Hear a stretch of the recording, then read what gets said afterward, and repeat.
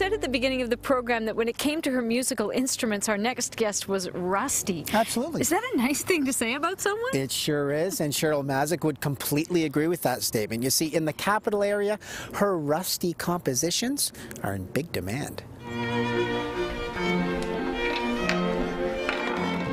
Cheryl Mazyk is inspired by stringed instruments, violins, violas, cellos. She loves them all. Their sound, their structure, their power to stir our souls.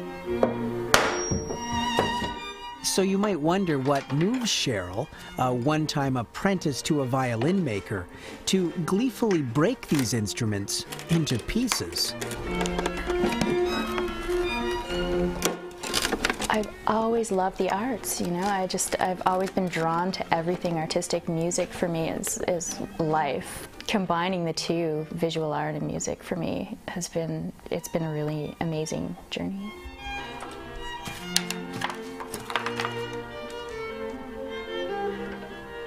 Her journey began in London, Ontario.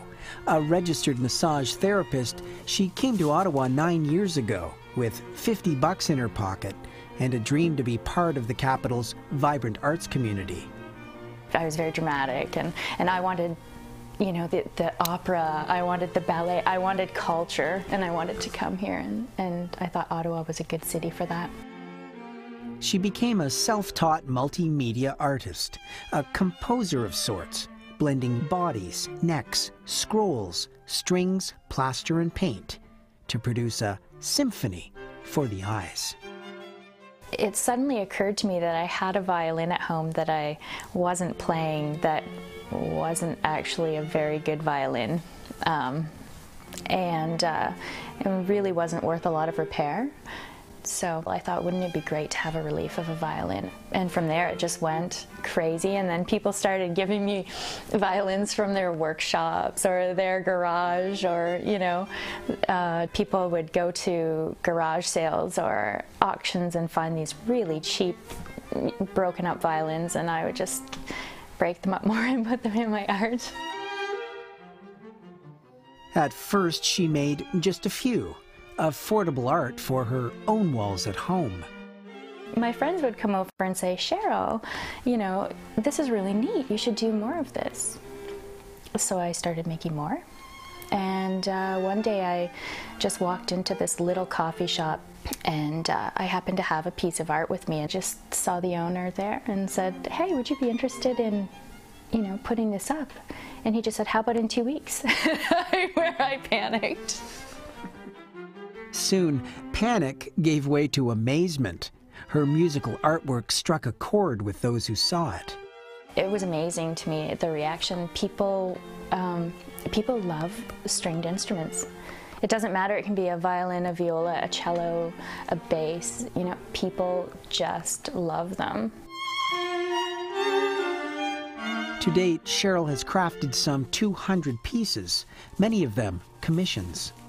What I do for some of my commissions, it's a really popular thing right now that people like my plaster casts of the instruments. So what I do is I use actual casting fabric with the plaster, and I lay it inside of a mold, of a plaster mold, and make a cast of a violin or a cello.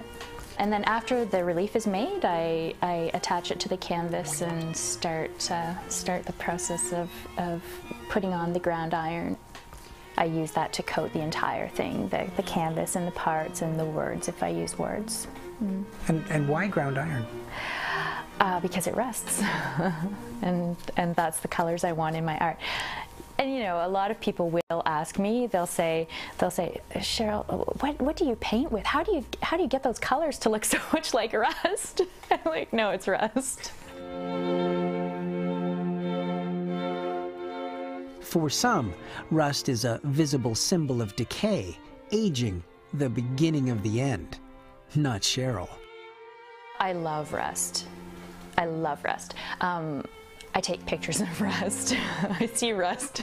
And, you know, I was walking down the street one day and my friend thought I was absolutely nuts because I'm walking down the street and I see this big rusted metal thing on the side of the road, and I just became so thoughtful about it, and I said, "Oh, isn't that beautiful?" And he just looked at me and walked away like, "Oh, Cheryl."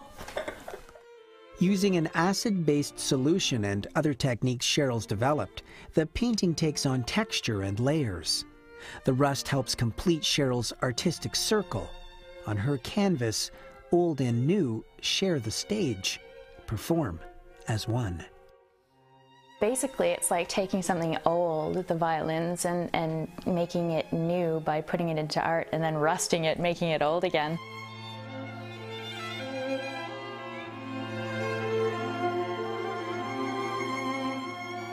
And like all great performers, Cheryl and her pieces have fans who applaud their creative brilliance.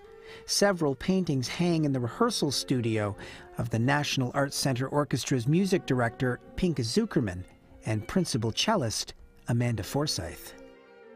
And when a couple of the most brilliant musicians in the world think that your art is something they want to put on their wall, you know, when they're probably so sick and tired of seeing violins and cellos all the time everywhere they go. I mean, that's just my, you know, I would think that they see so much of it, you know, and to have their support and want to put this on their wall, to me, it's just, it's a really huge honor.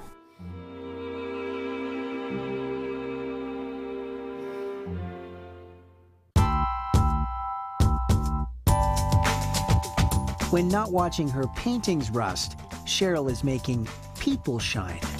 Okay, great. Perfect. Good spot. She's become an avid photographer.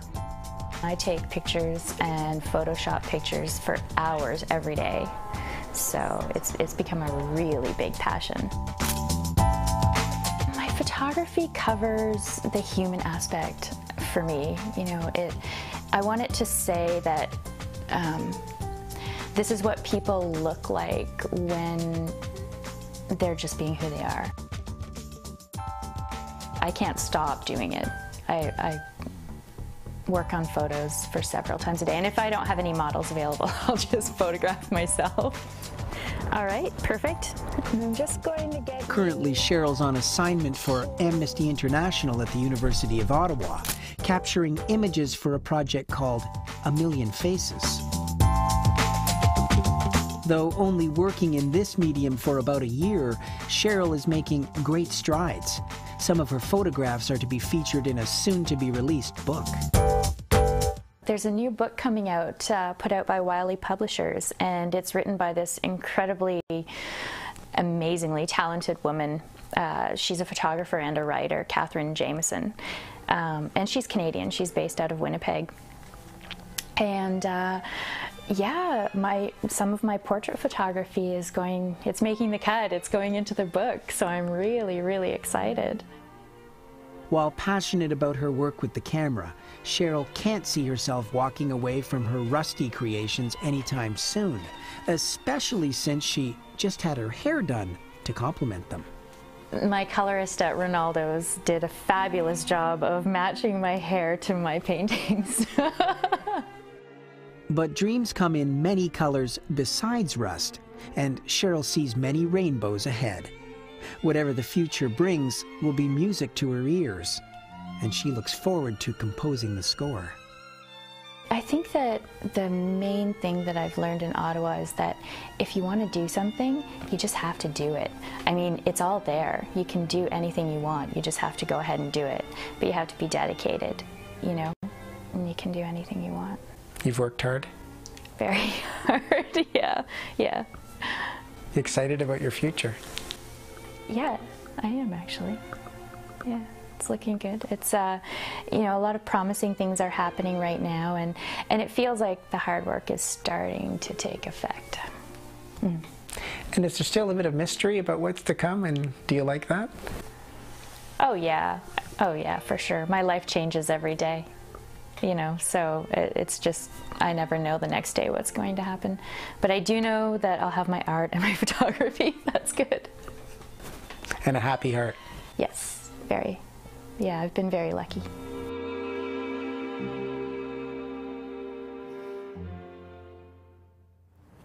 Well, Cheryl's artwork may be rusty, but she is anything but. And I love how her hair actually matches her art.